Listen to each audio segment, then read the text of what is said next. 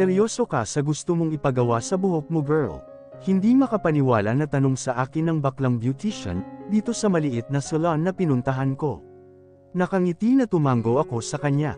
Opo, alam kong nagtataka ito kung bakit gusto kong ipakulot ang aking buhok. Napapagod na rin kasi talaga ako magsuot ng wig, at kinakatakutan ko pa, baka malaglagan ako ng wig sa araw-araw na paggamit ko nyon. Hinaplos ng beautician ang silky smooth and long black hair ko. Ang ganda ng hair mo, girl, straight na straight, kaya hindi ko maintindihan kung bakit gusto mo spiral curl. Pwede naman natin curl. Gusto mo itong wavy curl ang gawin ko. Wag na tong super kulot na gusto mo, suggestion itong sabi. Like this, mas bet ko for you. Pinakita nito sa akin ang wavy curl hair sa katalog na hawak. Kung nanunood ka ng Korean drama, parang ganon ang magiging look mo, o di ba mas bagay sa iyo, giit pa nito sa akin. Maganda nga talaga ang pinakita niyang style ng pagkakakulot, pero hindi ko naman kailangan pagandahin ang buhok ko. Ang dahilan kung bakit ako pumunta dito sa salon ay para ipa-spiral curl talaga ang hair ko. Kailangan kong magmukhang nerd at pangit sa paningin ni Andrew, para mapanatili kong ligtas ang aking sekreto.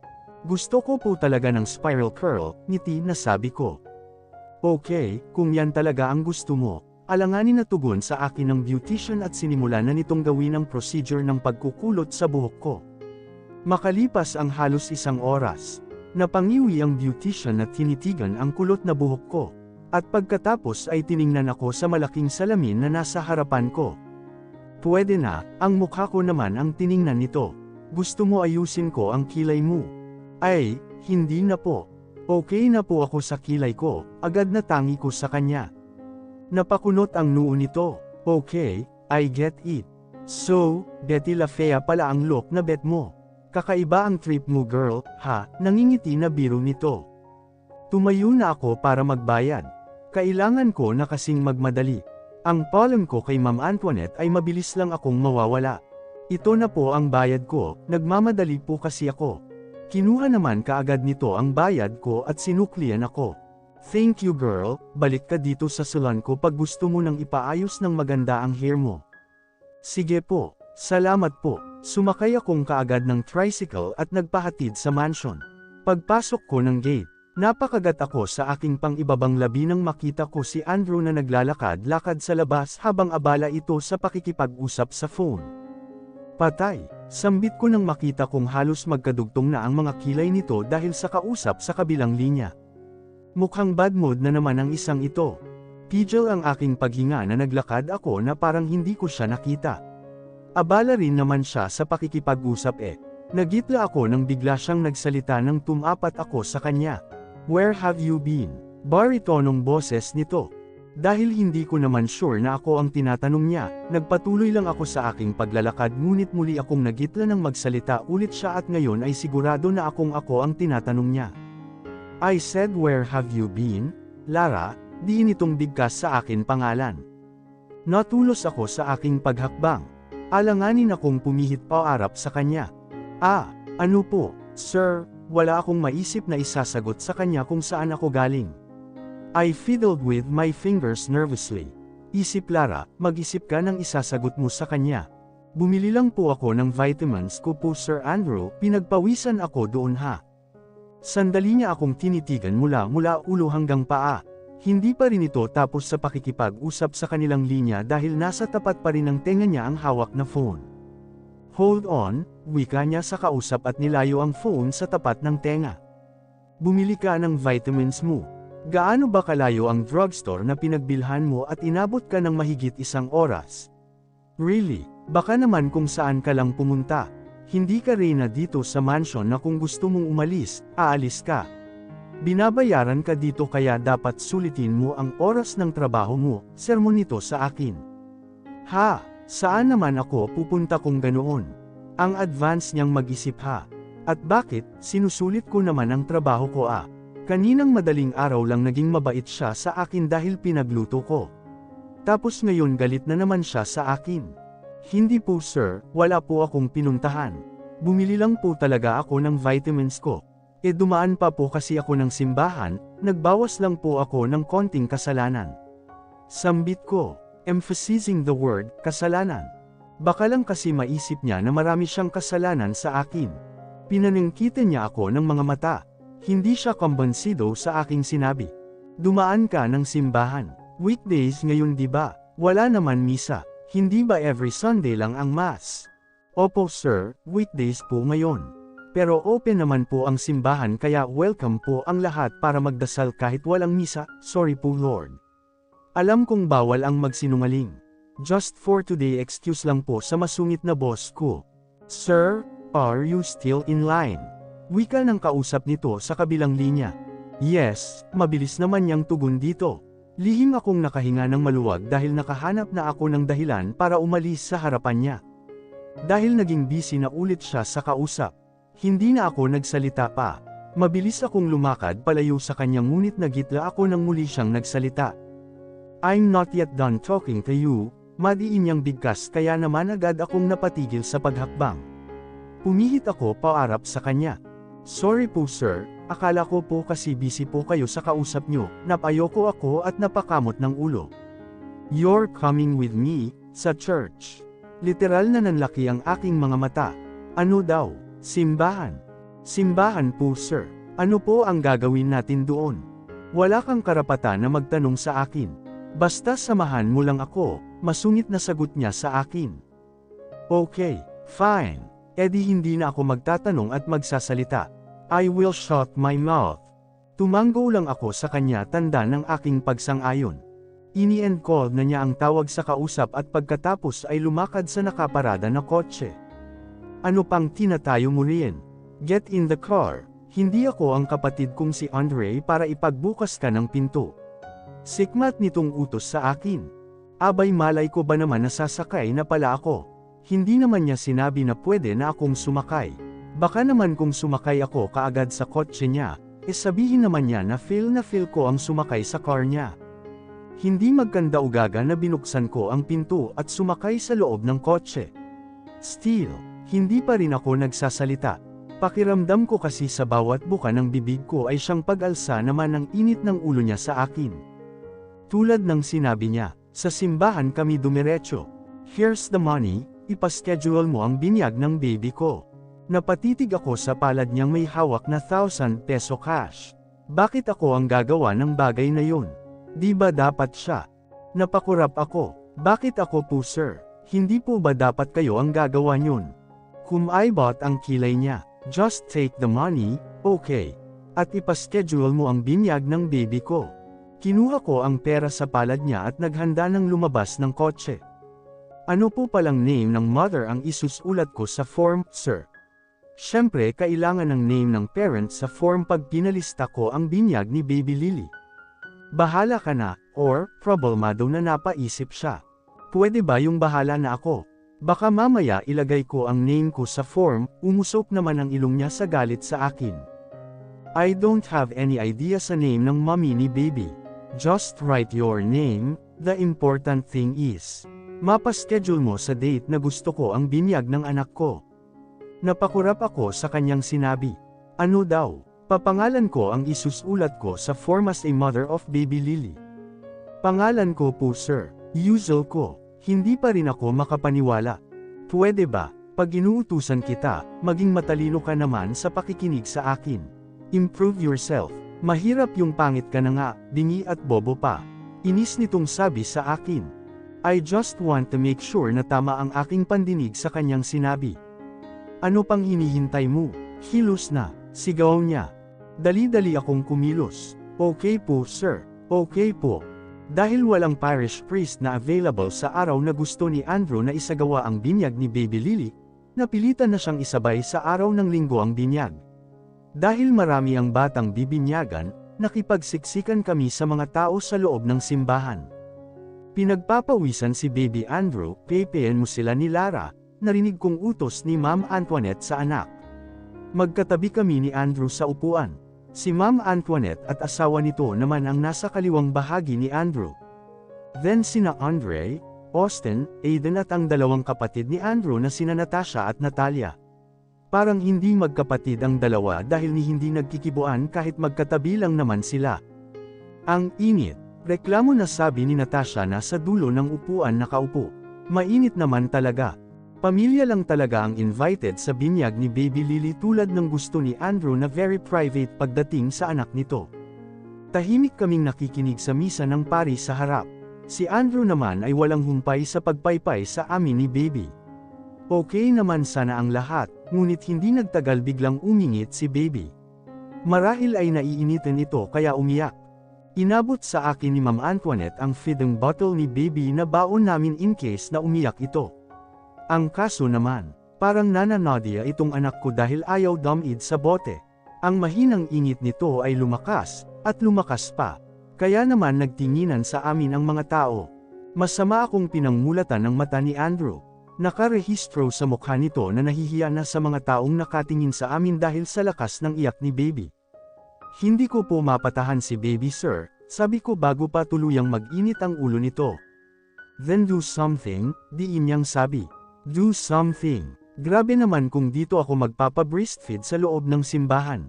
Sir, hindi po pwede dito, ang daming tao. Nakakahiya po kasi, alanganin dahilan ko. Thou, dress naman ang suot ko at maluwag sa area sa may dibdib ko, dahil na rin v-neck style ang yari ng suot ko. So you want to let my daughter crying hanggang sa matapos ang binyag? Ganun ba ang gusto mo?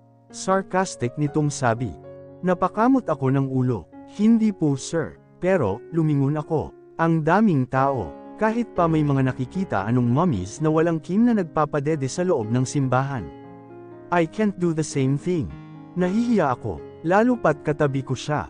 Nilapit niya ang mukha sa tenga ko.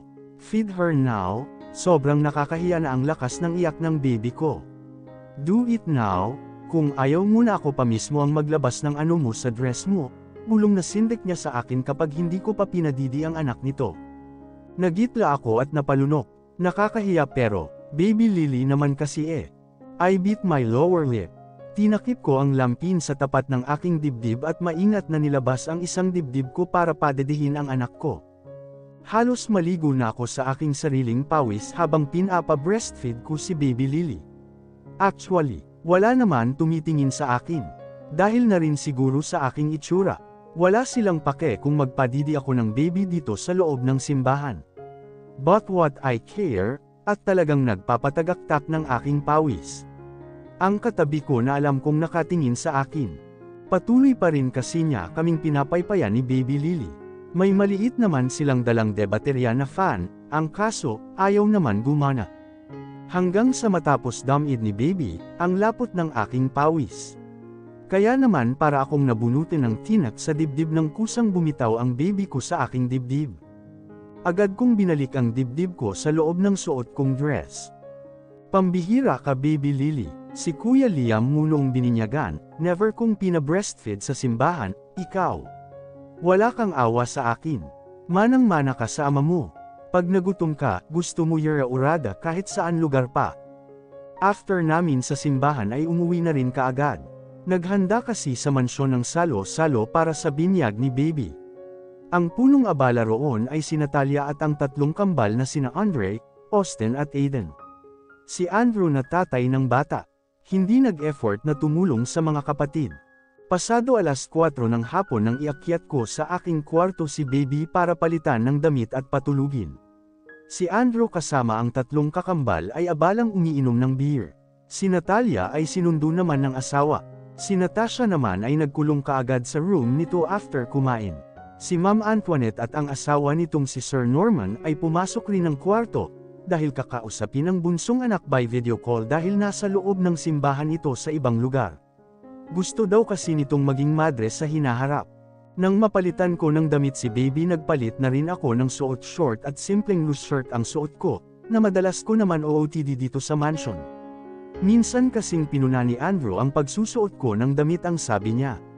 Huwag daw akong magsuot ng maganda dahil lumalabas na inaakit ko lang ang mga kapatid niya, especially, Andre na madalas kong kausap. Kaya naman ang OOTD ko araw-araw ay ang mga binigay ni Andrew na lumang t-shirt nito. Well, I don't mind. Pabor din naman sa akin na binigyan niya ako ng damit na maisusuot dahil puros branded naman ang damit niya. Nakahinga kami ni Baby sa kama at pinapaded ko siya. Hindi naman nagtagal, naghikab ako at tuluyang nahawa na ng antok sa anak ko na ngayon ay mahimbing nang natutulog dahil busog na. Napagod rin akong talaga sa kakabuhat kay baby kaya naman nakatulog rin akong kaagad. Makalipas ang ilang sandali, unti-unting nagising ang diwa ko nang may maramdaman akong may mainit na palad ang humahaplos sa aking binti. Agad kong minulat ang aking mga mata. Animoy nakakita ako ng multo ng mabungaran ng mga mata ko si Andrew, dito sa loob ng kwarto ko. Nakatayo siya malapit sa aking paanan. Titig na titig sa akin. Bumilis ang tibok ng aking dibdib. Pumapasok naman siya dito sa loob ng room ko. Pero ang tingin niya sa akin ngayon ay kakaiba. Ramdam ko ang kakaibang titig na meron siya ngayon sa akin. Pakiramdam ko ay napapaso ang aking balat sa paraan ng mainit na paninitig niya. Hiniling ko ang aking ulo. Gaano na ba ako katagal nakatulog? Marami na ba silang nainom na magkakapatid para malasing siya ng sobra? Feeling ko kasi, hindi na niya alam ang ginagawa niya ngayon sa harap ko. He didn't glare at me for this long. Never, pakiramdam ko kasi, napupuwing siya sa aking itsura sa tuwing nakikita niya ako. I cleared my throat. May kailangan po kayo Sir Andrew. Animoy may tambol sa loob ng aking dibdib na sambit ko. Hindi siya sumagot sa akin. Tumingin siya sa pinto. Napatingin rin ako sa kanya nang maglakad siya patungo sa pinto, at nilock yun. Hindi ko mapigilan ang mapalunok, habang nakatitig ako sa kanya na papalapit na naglalakad patungo sa akin. Gusto kong isipin na parang may sanib yata siya ngayon at ganito kainit kong makatitig. As he came closer to me, my heart is pounding terribly. Pakiramdam ko ay napako ako sa aking pagkakaupo dito sa kama, dahil hindi ko magawang igalaw ang aking katawan para kumilos. Habang naglalakad siya pabalik sa kama, mapang-akit siyang nakatingin sa magkabilang binti ko, na parang nagugutom na tigre na tuwang-tuwa na kainin ang kanyang biktima. Hindi man lang niya kinusot ang kanyang mga mata. He bit his lower lip like he was craving for my meaty legs. With me. Tumayo siya sa tapat ng kama, sa harapan ko. Otomatiko akong napatayo. Sa wakas, nagawa ko rin igalaw ang aking katawan. You are not you when you are hungry. Ganyan siya sa mga mata ko ngayon tulad ng commercial sa TV ng isang sikat na chocolate. He was different person from the real him kapag walang espiritu ng alak na nananalaytay sa kanyang katawan. Bumalik sa aking isipan ang gabi na nabuo namin si Baby Lily. He was horny eager to take me. Naging successful nga siya ng gabi na iyon kaya naman may baby number 2 kaming dalawa ngayon. Halos isang dangkal na lang ang distansya naming dalawa sa isa't isa. Mabilis akong umatras ng isang hakbang patungo sa kanya. Agad naman siyang humakbang palapit sa akin. Napalunok ako nang maramdaman kong tumama at lamapat ang likuran ko sa pader ng kwarto. I'm trapped. Hindi na ako makaka-atras papalayo sa kanya ngayon. Humakbang siyang muli palapit sa akin. Napalunok ako nang tumama ang mainit na hininga niya sa aking balat. At sa sobrang lapit niya sa akin ay naamoy ko ang alak mula sa kanya hininga.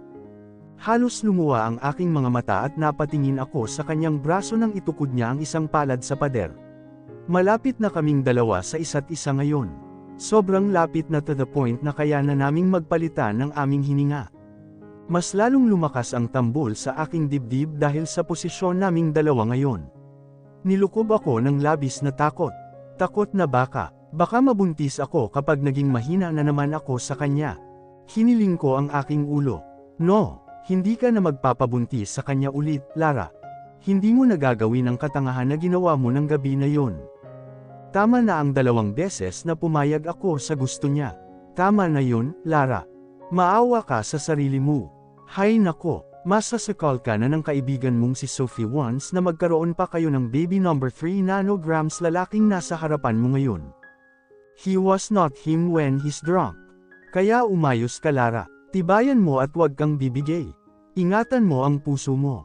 Ingatan mo ang kifi mo dahil going 3 months ka pa lang after you gave birth sa second child ninyo. Sir, bakit po? Agad akong napatigil sa aking pagsasalita nang maglanding ang kanyang mukha, pababa sa aking mukha at inamoy ang aking mahabang buhok. Sir, ano po ang ginagawa niyo buhok ko? Nauutol na tanong ko sa kanya. Pakiramdam ko ay sisibog na ang aking dibdib dahil sa sobrang lakas ng pagtibok niyon. Hinaplos niya ang buhok ko. He then said, hindi ka maganda, at walang espesyal sa iyo. Kaya wag ka nang umarte pa. Alam kong inaakit mo ako. Congrats, you succeeded. Naakit mo ako. Gusto kitang tikman, at alam ko naman na gusto mo rin na tikman kita, hindi ba? His voice is low and rough, but in an attractive way. My eyes widen. Ha! Ako inaakit ko siya. Hindi ko matindaan na inakit ko siya sa mula nang magtrabaho ako sa kanya bilang babysitter, kahit nung nasa resort pa ako. Saka, sabi nga niya, pangit ako. Kaya paano ko siya maaakit gayon, pangit na pangit nga siya sa pagmumukha ko. Lumunok ako bago nagsalita. Sir, hindi ko po kayo inaakit, hindi po. Nagkakamali po kayo ng iniisip, garalgal ang boses na lakas loob kong katwiran sa bintang niya sa akin. Sorry po sir, pero hindi ko po gusto ang gusto nyo. Hindi po sir, I nervously added. Napasinghap ako nang hinawakan niya ako sa aking braso. Madiin ang paraan ng pagkakawak niya kung kaya mas lalo akong kinain ng takot.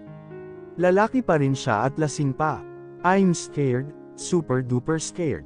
Nilalak niya ang pinto. So ano ang dapat kong gawin? Sumigaw, humingi ng tulong sa pamilya niya. Pero nakakahiya naman sa kanila. What to do? Pwede ba, wag ka nang maarte? Ito naman talaga ang gusto di ba? Kaya nga halos maghubad ka na sa harapan ko doon sa cabin ko. Remember, kahit alam mong lalaki ako, binabalandre mo pa rin sa cabin ko ang katawan mo, for what? To seduce me. Have you forgotten that? Don't you? Halos ipamuka niya sa akin na inaakit ko siya doon sa cabin. Nagkakamali po kayo sir. Stop playing me Lara. I knew a woman like you. Kilalang kilala ko ang kilos nyo. Playing innocent to get man's attention. And when you got attention, gusto nyo na ikama kayo. Ang pulang-pula ang mukha niya. Yumiigting ang ugat sa kanyang leeg, pati ang kanyang panga. Ramdam ko ang labi na mainit na panggigigil niya sa katawan ko. Yeah, sa katawan ko lang dahil pangit na pangit daw siya sa akin at nasusuka siya dahil sa aking itsura. Init ng laman, tanging lust lang ang nararamdaman niya sa akin. Ganun pa man, hindi pa rin ako makapaniwala na sa kabila ng aking pangit na itsura.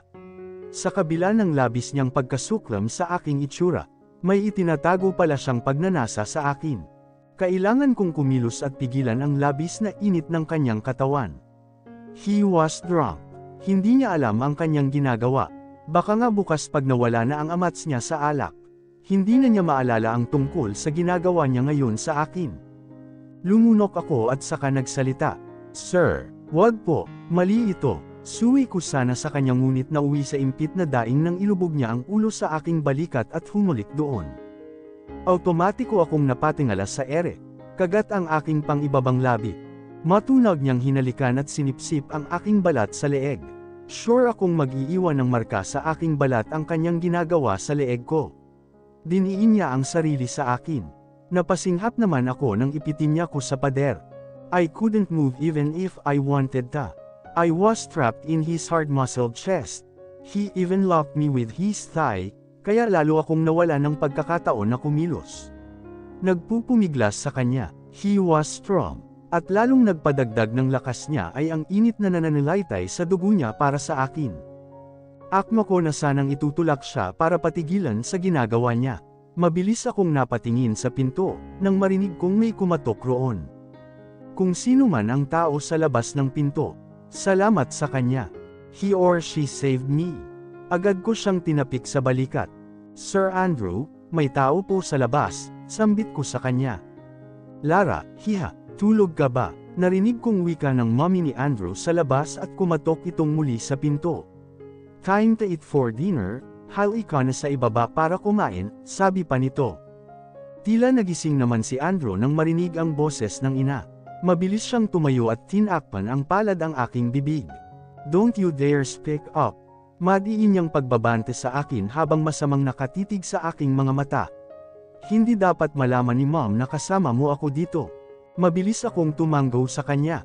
Hinayaan ko lang na muling magsalita ang mami niya sa labas at hindi rin nagtagal ay narinig namin ang yabag ng mga paa nito palayo sa pinto. He gritted his teeth. Anong ginawa ko? Kunot-noo na tanong nito sa sarili at pagkatapos ay walang lingon likod lumabas ng pinto. Naiwan akong nakatayo at nakasandaw sa pader. Napatigagal ako dahil sa kanyang kinilos. Rumihistro sa kanyang mukha na labis siyang hindi pa siya makapaniwala sa kanyang ginawa sa akin. Ang masakit sa akin, pinamukha niya sa harapan ko na nakarehistro sa kanyang mukha ang labis na pagsisisi, dahil nawala siya sa kanyang sarili at sinubukan akong angkinan. Isang buwan ang lumipas matapos niya akong subukan angkinan, mas lumala pa ang trato niya sa akin. Para siyang nagkaroon ng amnesia dahil matapos ang ginawa niya sa akin at naging normal lang siya kinabukasan. Marahil, siguro, dala ng kalasinggan ay hindi na niya naalala na pinasok niya ako sa loob ng aking kwarto, hinalikan at sinubukan sipinin. Sa loob ng lumipas na isang buwan, madalang siya kung umuwi dito sa mansyon. Pakiramdam ko, iniiwasan niya rin ako na makita. Umuwi man siya dito sa mansyon. He didn't even glimpse at me, never even for a second. He always looked pissed off kahit wala naman siyang dahilan para ikainit ng ulo sa mga kawaksi dito sa mansion. Pero every night naman ay kausap ni Ma'am Antoinette si Norman sa video call kasama si Baby Lily. Masaya silang nag-uusap mag-ina. Napanguso ako nang maalala ko ang sinabi ni Ma'am Antoinette sa akin. Alam mo Hiha, hindi ko talaga maintindihan ang ugali ng anak ko na yang si Andrew. Kapag nandito siya sa mansion, he was always mad at you. Pero pagkausap ko naman siya sa phone, he was asking you, well, hindi naman totally na nagtatanong siya about you. Pero iba the way he talks when it comes about you. Parang gusto niyang sabihin sa akin na bantayan kita sa lahat ng ginagawa mo. He's so weird. Hiniling ko ang aking ulo. At bakit naman niya ako pababantayan sa mami niya diba? Tsaka, hindi naman ako umaalis dito sa mansion. Mag-day off man ako ay isang araw lang sa loob ng isang buwan. Dahil na rin ayaw ng baby ko na dumid sa feeding bottle. Pasado 9:00 na ng gabi.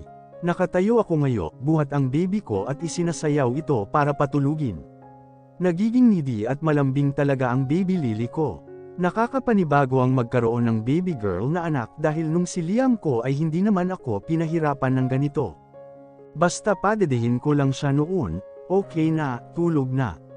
Kaya naman hindi talaga ako nahirapan na extra ng trabaho habang inaalagaan ko ang panganay ko. Maingat kong inilapag sa ibabaw ng kama ang baby ko. Dahil tulog na ito, ang panganay na anak ko naman ang kakamustahin ko. May ngiti sa aking labi na inabot ko ang phone ko sa ibabaw ng nightstand table. Excited kong in-open ang messenger ko upang tawagan ang kaibigan kong si Sophie. Dahil sa gabi lang kami nakakapag-usap ng matagal ng anak ko. Gabi ako tumatawag sa kanya. Since ang schedule naman ng pasok niya sa nursery school sa amin ay 12 noon, at 3 hours lang ang klase niya.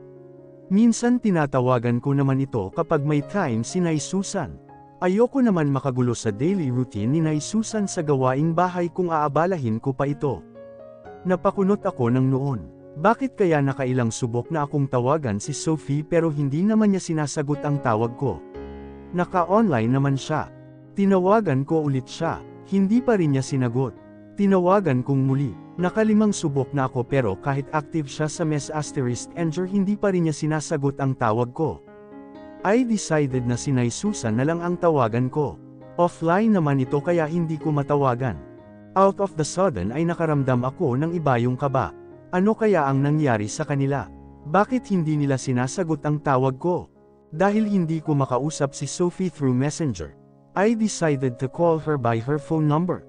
On my first dial, she didn't pick up her phone. Kaya naman mas lalo akong nilukob ng takot sa hindi ko maipaliwanag na kadahilanan. Iba ang pakiramdam ko. Feeling ko ay may masamang nangyayari sa bahay. Sa kanila. Muli kong idinayal ang number ni Sophie. And I felt relieved when she picked up her phone to answer me. Finally. Mabuti at tumawag ka Lara. Si Liam nasa hospital. Gagad na sabi ni Sophie sa kabilang linya. Sa tinig niya ay labis-labis ang kanyang pag-aalala at pangamba. Pakiramdam ko ay tinakasan ako ng aking paghinga dahil sa aking narinig. Anong, sabi mo? Garalgal ang aking boses na tanong kahit malinaw ko naman narinig ang kanyang sinabi. Baka lang kasi nagkamali ako ng narinig.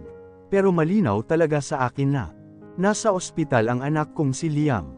Lara, si Liam. Sinugod namin sa ospital dahil inaapoy ng lagnat at kinukumbulsyon. Umiiyak na sagot sa akin ni Sophie. Otomatiko akong napatayo. Saang hospital yan? Hysterical na tanong ko. Inabot ko ang aking sling bag. Tinignan ko ang wallet ko kung nasa loob. I quickly kissed baby Lily sa paa nito. Tulog na tulog ang bunso ko. Alis muna si mommy baby ko. May sakit si Kuya Liam mo. Tumakbo ako sa pinto at binuksan ito, saka umalis sa kwarto. Still, kausap ko pa rin si Sophie sa phone.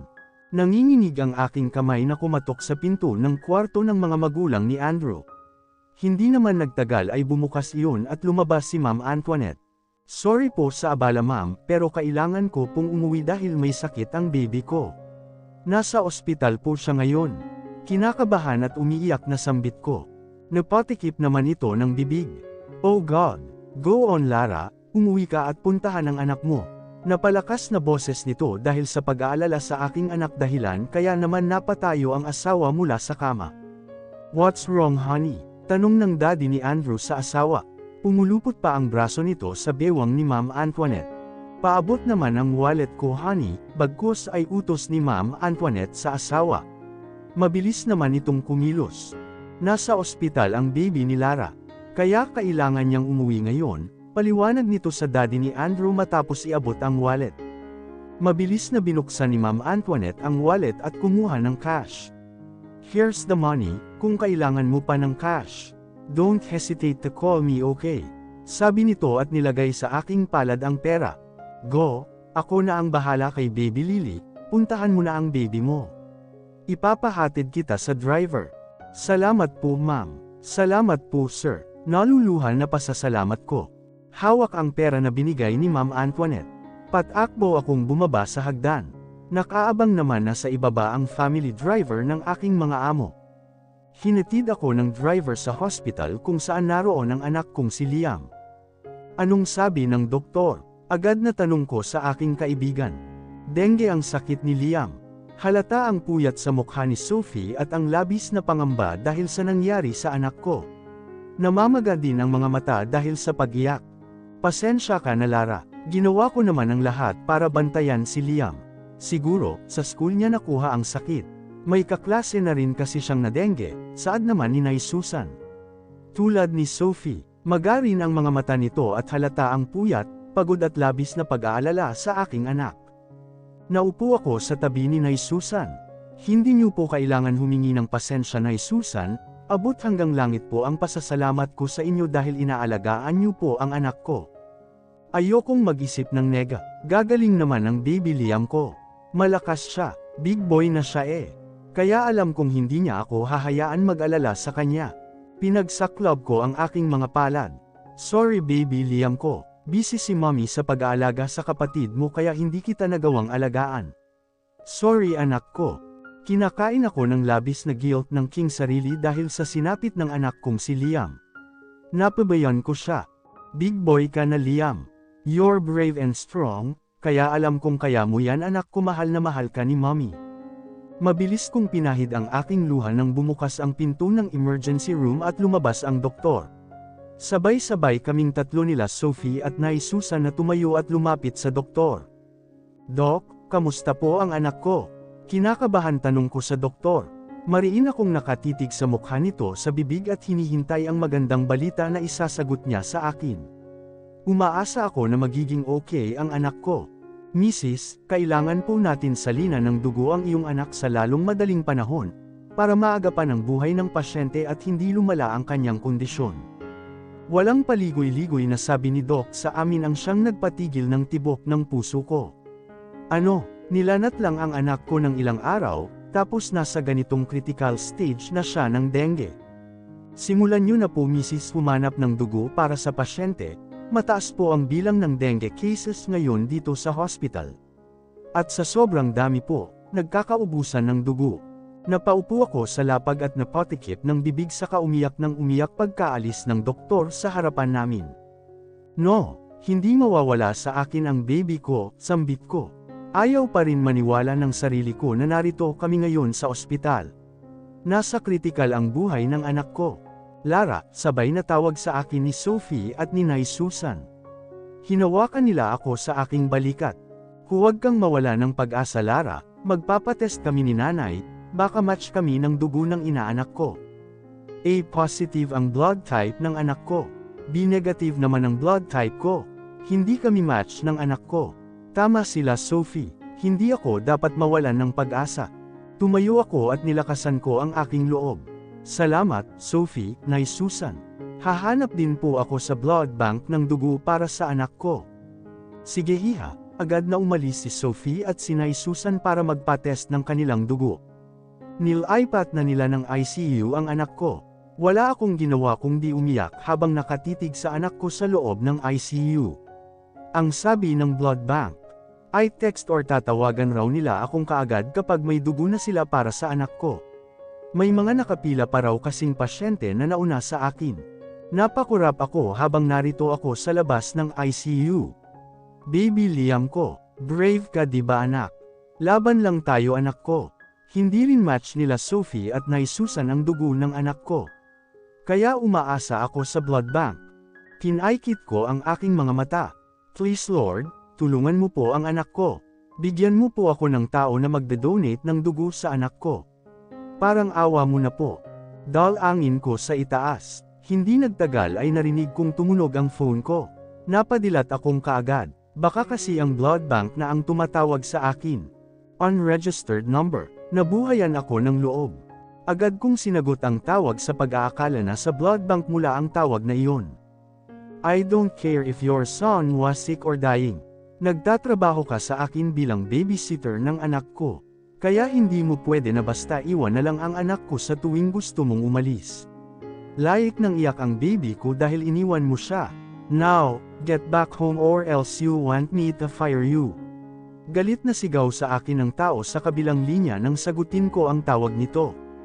Andrew, I murmured silently, God, ito na ba ang answered prayer mo sa dalangin ko? Siya lang ang tao na alam kong makakatulong sa akin para maligtas ang anak ko anak namin. Help my son, please Sir Andrew, tulungan mo ang anak ko. Kailangan niya ang dugo mo.